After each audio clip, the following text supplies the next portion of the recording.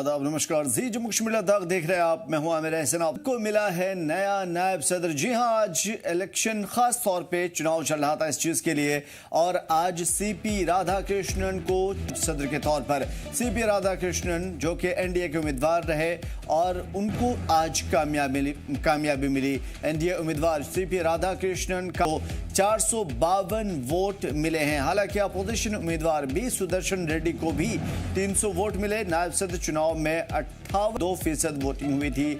पूरी जो तफसील सामने आई है उसके हिसाब से राधाकृष्णन को कामयाबी मिल पाई है। सीपी राधाकृष्णन को 400, अपोजिशन उम्मीदवार बी सुदर्शन रेड्डी को 300 वोट मिले। उनके अगेंस्ट में नायब सदर चुनाव चल रहा था जहां पे 98.2% हुई। मुल्क को नायब सदर मिला है सीपी राधाकृष्णन के तौर पर। तो फिलहाल इस वक्त की जो बड़ी खबर है, सीपी राधाकृष्णन ने कामयाबी हासिल को नायब सदर चुन लिया गया है। एनडीए उम्मीदवार सीपी राधाकृष्णन कामयाब हो चुके हैं और उन्हें 452 वोट मिला है।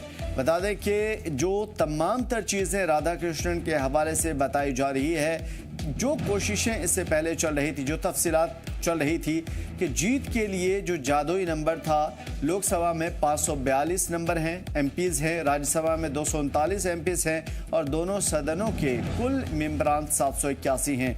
जीत के लिए प्रत्याशी को 351 वोट चाहिए थे, सपोर्ट चाहिए थे, यानी कि ख़ास तौर पे 391 एमपीज़ का सपोर्ट चाहिए था, जिसमें से बीजेडी, बीआरएस और एसएडी ने चुनाव से दूरी बना ली थी। इसमें अब जीत के आंकड़ों में थोड़ा फेरबदल किया गया और एमपीज़ की तादाद 669 ही रह गई। लेकिन जीत के लिए राधाकृष्णन या सुदर्शन को सिर्फ 385 एमपी का वोट अब चाहिए था, यानी बीच में कई सारी पार्टियों के वॉकआउट के बाद। एक चीज़ जो ख़ास तौर पे समझना ज़रूरी है, कामयाबी के बाद, राधाकृष्णन की कामयाबी के बाद सीपी राधाकृष्णन कौन है? महाराष्ट्र के गवर्नर रह चुके हैं, तमिलनाडु बीजेपी के पुराने लीडर हैं, चुनाव जीत कर तमिलनाडु के तीसरे वाइस प्रेसिडेंट होंगे। पीएम मोदी, अमित शाह का करीबी लीडर उन्हें माना जाता है। बीजेपी का मजबूत पक्ष उन्होंने हमेशा रखा है। सीपी राधाकृष्णन बचपन से ही आरएसएस से जुड़े रहे हैं और लगातार पार्टी को भी उन्होंने मजबूती दी है। तो खास तौर पे सीपी राधाकृष्णन बचपन से ही आरएसएस संगठन से जुड़े रहे और अब वो नायब सदर के तौर पे चुने गए हैं। पीएम मोदी अमित शाह के काफ़ी करीब भी माने जाते हैं। तीसरे वाइस प्रेसिडेंट होंगे तमिलनाडु के सीपी राधाकृष्णन और तमिलनाडु को बीजेपी की जानिब से रिप्रेजेंट करते हैं। उसके साथ साथ जो आज वोटों का आंकड़ा रहा, उनकी हिमायत में ज़्यादा, यानी कि 452 वोट उनको मिले। मुल्क को एक और नया नायब सदर मिल गया है। सीपी राधाकृष्णन मुल्क के नायब सदर बन चुके हैं और उन्हें 452 वोट मिले। एनडीए के उम्मीदवार के तौर पे सीपी राधाकृष्णन मौजूद रहे। हालांकि 300 के करीब अपोजिशन के नुमाइंदे को भी वोट मिला। अपोजिशन उम्मीदवार बी सुदर्शन रेड्डी थे जिनको 300 वोट मिले और काफ़ी बड़ी कामयाबी उनको हाथ नहीं लग पाई, लेकिन 300 वोट हासिल करने में कामयाब रहे। हालांकि कई सारे वॉकआउट के बाद 98.2% वोटिंग हो पाई। सीपी राधाकृष्णन मुल्क के नए नायब सदर बन चुके हैं। सीपी राधाकृष्णन नायब सदर के चुनाव जीतने में कामयाब रहे। एनडीए के उम्मीदवार के तौर पे सीपी राधाकृष्णन को खड़ा किया गया था। सीपी राधाकृष्णन 452 वोट लेकर के कामयाब रहे और नायब सदर का इंतखाब जीत लिया। अपोजिशन उम्मीदवार बी सुदर्शन रेड्डी को 300 वोट मिला। नायब सदर के इस चुनाव में करीब 98.2% वोटिंग हुई थी और मुल्क को एक नया सदर मिला है। सीपी राधाकृष्णन मुल्क के नए नायब सदर बने और 452 वोटों के जरिए उन्होंने ये कामयाबी हासिल की। अब बात एशिया क्रिकेट कप का आगाज हो चुका है। जी हां, अफगानिस्तान और हांगकांग के बीच में पहला मैच खेला गया है यूएई में, खासतौर पे यूनाइटेड अरब एमिरेट्स में।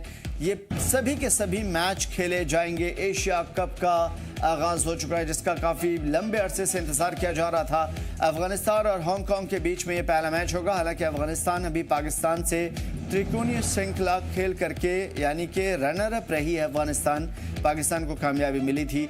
अफगानिस्तान अब हांगकांग के बीच ये पहला मैच होने वाला है यूएई में। ये सभी के सभी मैच होंगे अफगानिस्तान और हांगकांग के दरमियान पहला मैच होगा जिसमें सभी के सभी मैच यूनाइटेड अरब एमिरेट्स में खेले जाएंगे। तो एशिया क्रिकेट कप का आगाज हो रहा है और ये आगाज क्रिकेट की तारीख में नया नहीं है, बल्कि काफ़ी महत्वपूर्ण दिशा में क्रिकेट को ले जाने वाला एशिया कप अब एक नए सिरे से शुरू हो रहा है और पहला मैच अफगानिस्तान वर्सेस हांगकांग हम देखने जा रहे हैं। उधर कुलगाम में 30 घंटे बाद इनकाउंटर खत्म हो चुका है। इनकाउंटर में फौज ने मार गिराए 2 दहशतगर्द। इनकाउंटर के दौरान 2 फौजी जवान भी शहीद हुए। दहशतगर्दों की पनाहगाह यानी कि हाइड आउट को तबाह कर दिया गया। हथियार समेत मुख्तलिफ चीजें बरामद हुई है। कुलगाम जिले के गुड्डर जंगलात में यह इनकाउंटर चल रहा था। 30 घंटे बाद आज अख्ताम पजीर हुआ, यानी कि करीब 1.5 दिन तक ये इनकाउंटर चलता रहा। घने जंगलों और पहाड़ों में गोलियों की तड़तड़ाहट सुनाई दी। 30 घंटे तक चले इस इनकाउंटर में 2 दहशतगर्द मारे गए, जबकि इनकाउंटर के दौरान 2 जवानों ने जामे शहादत नोश किया। 2 जवान शहीद हुए। इस दौरान कई जवान जख्मी भी हुए हैं। जंगल में चले इस ऑपरेशन के दौरान फौज ने दहशतगर्दों की पनाहगाह यानी कि हाइड आउट को तबाह कर दिया और हथियार के साथ कई तरह की चीजें बरामद कर ली। हालांकि इस ऑपरेशन के दौरान घने जंगलों की वजह से जवानों को कुछ परेशानी का भी सामना करना पड़ा और यही वजह है कि 2 जवान शहीद भी हुए हैं, कई जख्मी भी हैं। लेकिन उसके बाद फाइनली एक लंबे इंतजार के बाद और तमाम तर कोशिशों के साथ फाइनली ये एनकाउंटर खत्म हुआ 30 घंटे के चलने के बाद। अब बात महराज मलिक की। महराज मलिक को लेकर के जम्मू कश्मीर में सियासत काफी गरमाई हुई है और इसी को लेकर के बयानबाजी का सिलसिला भी चल रहा है। इस मामले पर उधमपुर वेस्ट के विधायक पवन कुमार गुप्ता का कहना है कि जबान पर कंट्रोल होना चाहिए। उन्होंने इंतजामिया की तरफ से की जाने वाली कार्रवाई पर कोई तबसरा करने से इनकार कर दिया और इस मामले पर चनैनी से एमएलए बलवंत सिंह मनकोटिया इस मामले पर कुछ कहने से बचते नजर आए। हाँ, देखिए, चूंकि अब मेरे इलाके के आप हालात जानते हैं और कल भी मैं लगातार बाहर था, लेट इवनिंग आया हूँ और मुझे ये न्यूज़पेपर भी मैंने कई दिन से पढ़ने का मौका नहीं मिला। इवन अपने मोबाइल नेटवर्क के जो है इसका पहाड़ में जाता हूँ तो नेटवर्क टूट जाता है और मुझे कुछ सोशल मीडिया में भी अपनी खबर सुनने का मौका नहीं मिल रहा है। अभी मतलब पूरी डिटेल में मुझे जानकारी नहीं, लेकिन खबर मैंने चलते चलते सुनी है मोबाइल पे कि ऐसे ऐसे पीएससी उनके ऊपर लगाया है। तो मैं इसके ऊपर इसलिए टिप्पणी नहीं अभी करना चाहूँगा क्योंकि किन धाराओं को लेके उनके ऊपर और क्या डोजियर बना है। जैसे मैं थोड़ा सा यहाँ से फ्री होते हैं एलजी साहब के टूर के बाद तो मंगवाते हैं डोजियर पढ़ने के बाद क्या क्या धाराएं उनके ऊपर हैं, उसके बाद मैं डेफिनेटली आपको बताऊंगा कि होना चाहिए था कि नहीं होना चाहिए था। किसी भी व्यक्ति को अनपार्लियामेंट्री लैंग्वेज नहीं यूज़ करनी चाहिए। इंस्टीट्यूशन की हर एक की अपनी रिस्पेक्ट है, उसको मेंटेन करना चाहिए।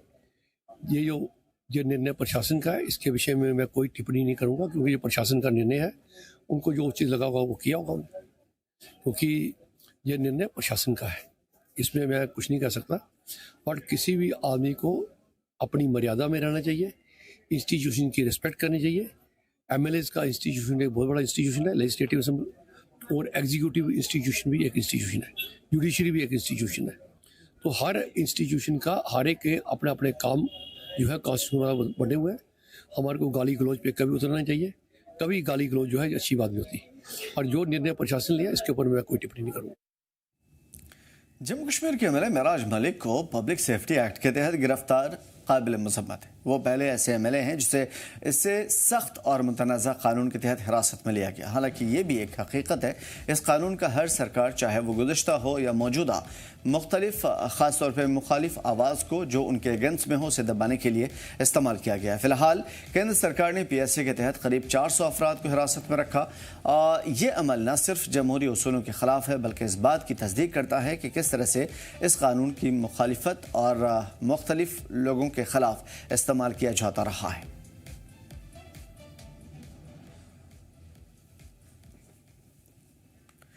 कांग्रेस के सीनियर नेता मोहम्मद यूसुफ हाजी ने सरकार से अपील की है कि NH-44 पर फौरन मरम्मत का काम की जाए।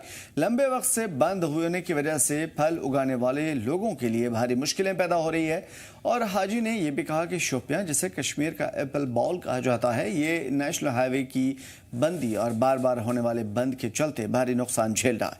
लाखों सेब के डब्बे बाग में पड़े हुए हैं, फल मंडियों तक नहीं पहुंच पा रहे हैं और बहुत सारे रास्ते में फंसे हुए हैं, जिसकी वजह से पैदावार सड़ रही है। किसानों को जबरदस्त इकोनॉमिक नुकसान हो रहा है। कांग्रेस लीडर ने सरकार से मांग की कि बागबानों के लिए खास मुआवजा पैकेज का ऐलान किया जाए, क्योंकि सेब की खेती शोपियां की इकोनॉमी की रीढ़ है और इसकी अनदेखी करने से किसानों की माली हालत खराब हो जाएगी। इंतजामिया से अपील की गई कि हाईवे पर फंसे हुए लदे हुए ट्रकों को तरजीह बुनियाद पर आगे जाने की इजाजत मिले। ये जो हुआ यहाँ पे हमारा बैकबोन था फ्रूट एप्पल, वो ज़ाया हो रहा है इस समय, जबकि मुतवादिल था हमारे रोड कौमी शाहरा का मुगल शाहरा पे ध्यान नहीं दिया गया आज तक। पता नहीं क्यों, क्या लगा मौजूदा गवर्नमेंट को, कश्मीर वाले पूरा जलील होके रहे। हमारी ट्रक्स आज वापस आ रहे हैं, कुछ दरमांदा है सड़क में, उस पे कोई ध्यान नहीं दिया जाता है। कल जब हमने देखा मंडी में जाके कितने ट्रक्स वापस आए हैं। यहाँ पे गाला किस्म का एक एप्पल आया है जो हमने यहाँ पे उगाला, वो भी ज़ाया हो रहा है, नाशपाती ज़ाया हो गए। तो इस पे कोई ध्यान नहीं है गवर्नमेंट का। हम चाहते कि गवर्नमेंट से अपील करते हैं, जो टंडल का मसला था अगर वो हो जाता कम से कम, अगर इस साल का हम बर्दाश्त करें, अगले साल तो ये नहीं होगा।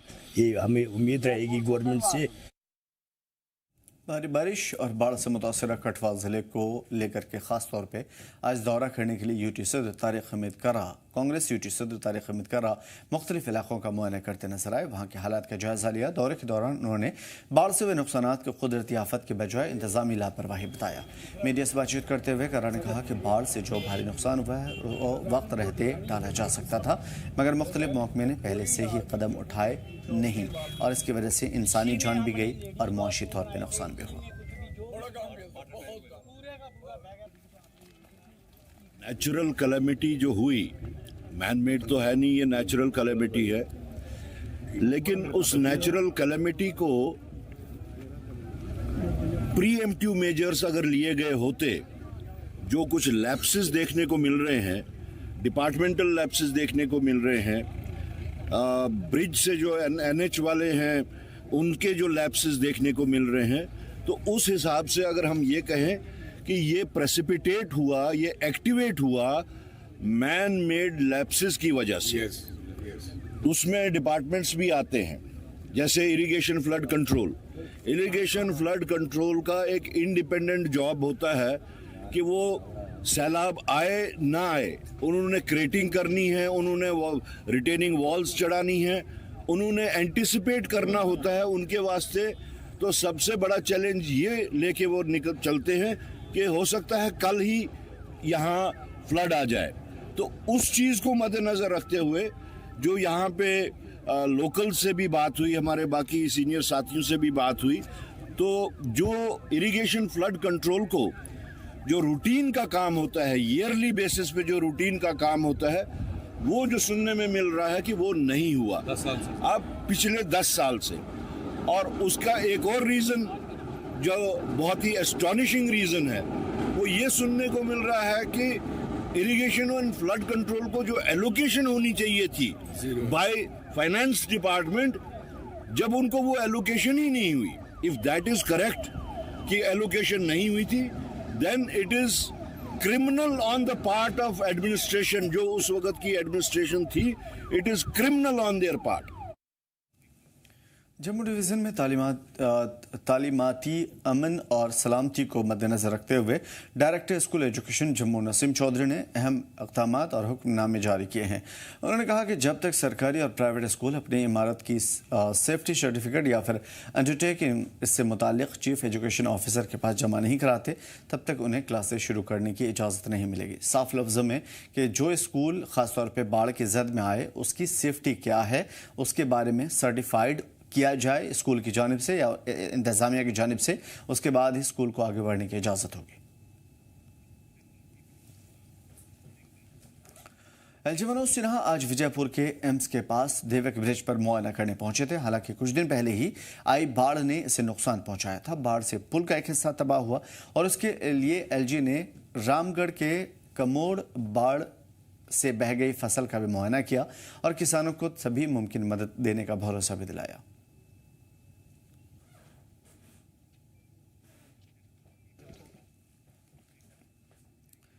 सुहेल देव भारतीय समाज पार्टी एसबीएसपी के स्टेट प्रेसिडेंट विवेक बाली ने जम्मू कश्मीर में बाढ़ रिलीफ ऑपरेशन की धीमी रफ्तार पर गहरी तशवीश का इजहार किया। उन्होंने कहा कि इलाके में भारी नुकसान के बावजूद हुकूमत की तरफ से नुकसान का जायजा लेने वाली टीमें अब पूरी तरीके से तैयार नहीं हैं, जो कि बेहद अफसोसनाक है। वहाँ से टीम आई है होम मिनिस्टर से ऑफिस से, तो मेरा ख्याल है कि कश्मीर भी वो आएगी। हमारी उम्मीद है, जम्मू तो जा ही रही है, कश्मीर में भी कुछ ऐसे इलाके हैं जहाँ पे लोग बड़े परेशान हैं, जिनके घरों में पानी गया है और घर से बेघर हुए हैं। तो हम चाहते हैं जल्द से जल्द वो टीम यहाँ भी आए। और मुझे किन खबरों पता ये भी चला है कि हमारे ऑनरेबल पीएम साहब भी यहाँ का दौरा करेंगे। तो हमें उम्मीद है जम्मू कश्मीर के जो लोग हैं, बाशिंदे हैं, वो चाहते हैं कि प्राइम मिनिस्टर फंड से भी कुछ एक रिलीफ पैकेज जम्मू कश्मीर को दिया जाए और सीएम ऑफिस से भी कुछ दिया जाए, ताकि यहाँ के लोगों को जल्द से जल्द राहत मिले और अपना जो ज़िंदगी है फिर से बसर करें। लेह में आज एग्रीकल्चर डिपार्टमेंट की जानिब से ATMA स्कीम के तहत एक रोज़ा किसान मेला और सब्जी और फूलों की नुमाइश का एहतमाम किया। इस मौके पर यूटी लद्दाख के LG कविंद्र गुप्ता ने चीफ गेस्ट के तौर पर शिरकत की। मेले का इफ्तिताह किया। प्रोग्राम में administrative secretary UT Ladakh, EC agriculture, LHDC ले, जॉइंट डायरेक्टर एग्रीकल्चर, किसान और दीगर एहलकार मौजूद रहे। LG ने अपने खिताब में कहा कि लद्दाख में ज़राअत और फ्लोरिकल्चर का बहुत ज़्यादा पोटेंशियल मौजूद है और उन्हें यकीन है कि हुकूमत मुकामी किसानों को बेहतर सहूलतें, जदीद टेक्नोलॉजी और मार्केट लिंकेज मुहैया कराने के लिए हर मुमकिन कोशिश करने में मगन रहेगी। देखिए, कृषि विभाग द्वारा आज यहाँ किसान मेले का आयोजन किया गया था, जिसमें एक तो ऑर्गेनिक जो हमारी खेती है उस पर विशेष ध्यान दिया गया था और उसके जो प्रोडक्ट्स हैं जो जिस पर किसानों ने बहुत मेहनत की है, डिपार्टमेंट में बहुत मेहनत की है, वो आज प्रदर्शनी के माध्यम से आज हमने यहाँ पर दिखे हैं। और आने वाले समय में लद्दाख को पूरा ऑर्गेनिक खेती का एक हब बनाया जाए, इस प्रकार की सरकार का भी प्रयास है।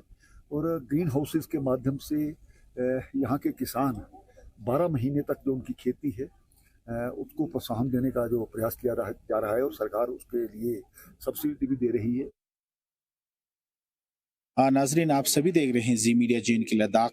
जिस तरह इस बार जो है 12th एडिशन लद्दाख मैराथन जो 11 सितंबर से जो शुरू होने जा रहा है, जो कि अलग अलग कैटेगरीज में है, जैसे कि ultra marathon, half marathon, full marathon, Khardung La challenge और रन फॉर फन। तो उसको लेकर आज जो है बीप जो डिस्ट्रीब्यूशन जो की जा रही है पार्टिसिपेंट में, तो इसी विषय में अभी हमारे साथ और अभी एक पार्टिसिपेंट जुड़े हैं। मैम, आपका नाम? मनीषा। आप कहाँ से? मैम, देहरादून से। क्या कहेंगे लद्दाख मैराथन अभी जो 11 सितंबर से स्टार्ट हो रहा है और आज बीप डिस्ट्रीब्यूशन, आप कौन सी कैटेगरी में? I will be running 5 kilometre, 5 kilometre. तो इससे पहले आपका एक्सपीरियंस है लद्दाख मैराथन में दौड़ने का, क्या क्या? लद्दाख में ये फर्स्ट टाइम है, अदरवाइज देहरादून में 21 किलोमीटर किया हुआ है और बाकी I am cyclist also. In a day I have covered 200 kilometres and run में 21 किलोमीटर्स एंड मेनी 10 किलोमीटर्स। तो स्पेशली आप मैराथन के लिए आए हैं कि लद्दाख घूमने के लिए आए हैं? नहीं, स्पेशली फॉर मैराथन। मैराथन आपको क्यों अच्छा लगा? मैराथन जस्ट बिकॉज अपना वर्कआउट के लिए स्टार्ट किया था कि चलो ठीक है, सम स्पोर्ट शुड बी देयर, तो स्टार्ट किया था साइकिलिंग और रनिंग से। सो बेसिकली एंड अप किया रनिंग पे आके। It's a very good workout अपने आप में, so this is why I have chosen running. क्या कहेंगे मैम, लद्दाख का जो मैराथन है वो टफेस्ट मैराथन है, चाहे हम किसी भी कैटेगरी की बात करें, क्या कहेंगे? एक्चुअली खुद भी मैं पहाड़ से ही हूँ, उत्तराखंड से हूँ, तो यहाँ पे भी पहाड़ी एरिया है। तो जो मेरे साथ कुछ फ्रेंड्स आए हुए हैं वो वडोदरा से हैं, उनको एक्लेमेटाइज करने में थोड़ी सी प्रॉब्लम हो रही है, बट मुझे एज सच क्योंकि देहरादून को बिलोंग करती हूँ तो I am okay with it. So अब देखेंगे रन करके तो तब पता चलेगा कि कैसा है, कैसा रहता है। तो इसके बाद भी कुछ मैराथन है मैम जो आप पार्टिसिपेट करने जा रहे हैं? अभी नहीं, but next year I am mentally prepared कि इस बार 5 करी तो next one definitely I will go for 21। Sir, आपका नाम? रामबीर सिंह। क्या कहेंगे, आप लद्दाख मैराथन दौड़ने के लिए आए हैं, क्या? मैं लद्दाख मैराथन दौड़ने के लिए बहुत ही एक्साइटेड हूँ। हाई एल्टीट्यूड का मेरा पहला रन है ये। वैसे मैं फुल मैराथन पिछले 5-6 साल से दौड़ रहा हूँ।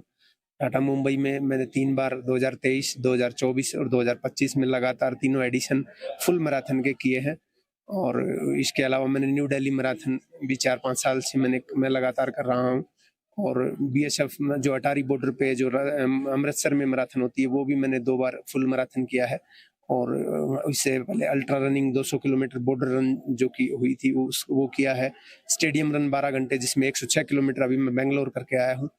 और अभी मैं ये हाई एल्टीट्यूड रन के लिए 6 दिन पहले यहाँ आ गया हूँ तो एक्लिमेटाइजेशन वगैरह करने के लिए। और ये स्वच्छ भारत मिशन अर्बन 2.0 के तहत गार्बेज फ्री सिटीज के मकसद को हासिल करने के लिए आज कुपवाड़ा टाउन हॉल में एक कॉम्प्रिहेंसिव कैपेसिटी बिल्डिंग वर्कशॉप का एहतमाम किया गया। इस वर्कशॉप में कुपवाड़ा, हंदवाड़ा और लंगेट के अर्बन लोकल बॉडीज के सैनिटरी स्टाफ ने बढ़ चढ़कर हिस्सा लिया। प्रोग्राम में कचरे की सोर्स पर जुदाई, घर घर से कूड़ा इकट्ठा करने और सिंगल यूज प्लास्टिक पर पाबंदी और रीयूज रिसाइकल सेंटर के बेहतर इस्तेमाल जैसे अहम मौज़ूआत पर बातचीत हुई।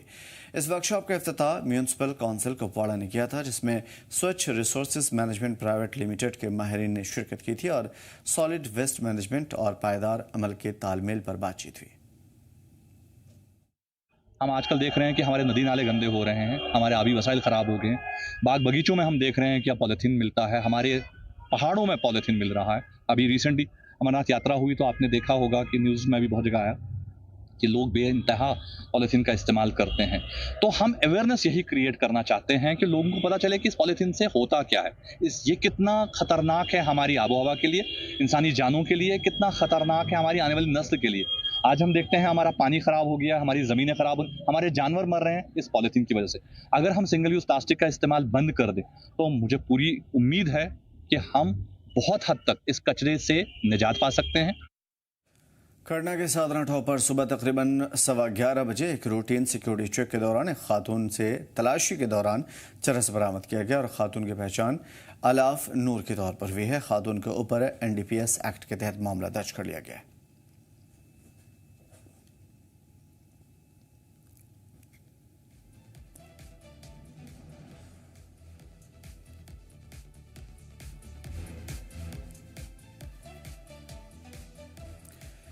तो फिलहाल मंशियात के खिलाफ बड़े पैमाने पर, ड्रग्स के खिलाफ बड़े पैमाने पर मुहिम चलाई जा रही है जम्मू कश्मीर के अलग अलग इलाकों में और इसके तहत कई सारी कार्रवाई हुई और ये कार्रवाई भी इसी की सिमत में। बारामूला के हैदरबैग पटन पर श्रीनगर बारामूला हाईवे पर आज दोपहर 2 बजे एक भयानक सड़क हादसा हुआ और इस तेज़ रफ्तार बाइक और एक लोड कैरियर के बीच में टक्कर हुई। इस हादसे में बाइक सवार एक शख्स की मौत हुई जबकि 3 अफराद शदीद तौर पर जख्मी हुए। जख्मियों में से 2 नौजवानों को तुरंत ट्रॉमा हॉस्पिटल पटन से स्कीम्स श्रीनगर रेफर किया गया, जहां उनका इलाज चल रहा है। पुलिस और इंतजामिया ने मौके पर पहुंच करके राहत बचाव काम शुरू किया। हादसे की वजह से हाईवे पर लंबा जाम भी लगा जिसे जल्दी हटा लिया गया और हादसे की जाँच चल रही है।